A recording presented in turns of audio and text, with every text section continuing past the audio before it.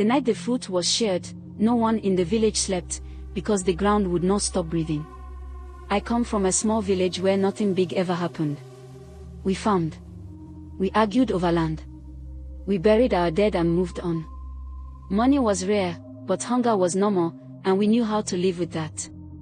This is why what happened still feels wrong to say out loud. It started with a hoe. A young man named Sola was walking to the hills to set traps. He knew the path well. He had walked it since he was a boy. But that morning, the ground gave way under his foot. He fell into a hole so deep the light disappeared. He thought he would die there. At the bottom, the ground was soft and wet. When he stood up, his hands touched something smooth and round. He thought it was a rock. Then it moved. It was a tree. Not a big one. Just one tree growing underground. Its roots were thick and wrapped around the walls like fingers. On it were fruits. They were dark red, almost black. They smelled sweet, but also rotten. Sola was scared. But he was also hungry. He took one fruit and climbed out using the roots. When he came home, he showed the elders. They argued. Some said it was cursed. Some said it was a gift. They cut the fruit open. Inside were seeds made of something hard and shiny. Not stone. Not metal. But heavy. The trader from the next town came that same day. He weighed the seeds. His hands shook. He paid more money than anyone had ever seen in the village. By the next week, the hoe was no secret. Men went down with ropes.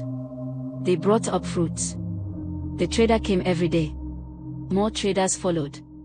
They paid cash. Real cash. Houses changed. Roofs became metal. Radios appeared. Children wore shoes to school. No one farmed anymore. Why farm when one fruit could feed you for months? We did not notice the small things at first. The ground near the hole became warm. At night, you could hear a sound like slow breathing. Animals stopped coming near. Dogs refused to walk past it. One dog ran into the bush and never came back. People began to dream the same dream. In the dream, the tree was above ground. Huge. Its roots covered the village. The fruits were hanging low, and they were crying like babies. People laughed about it in the day. Then the first man went missing. He had gone down alone, early in the morning. His rope came back up empty. They said he fell and the hole collapsed. They said it was an accident. More people went missing. Still, no one stopped. Money does strange things to people. Old friends fought. Brothers stopped talking. People lied about how many fruits they took. Some hid them under their beds. That was when sickness started. It was small at first. Stomach pain. Bad dreams. Then bleeding gums. Black marks on the skin, shaped like roots. The healer said it was not normal sickness. She said the village was eating something that was not meant to be eaten. They ignored her. One night, the ground cracked. Not a loud sound. Just a long, slow tear. Houses near the hole sank a little. People ran out screaming. The hole had grown wider. And the tree was closer. Not taller. Closer. Its roots were now breaking the surface of the ground. Thick. Wet. Moving. The elders called a meeting. They decided to burn the tree. They poured fuel into the hole and lit it. The fire went down. Smoke came up. Thick and sweet. People cheered. Then the screaming started. Not from the hole. From the houses. People who had eaten the fruit were screaming and holding their stomachs. Some collapsed. Some clawed at the ground. One man vomited roots. Thin ones. Still moving. By morning, 12 people were dead.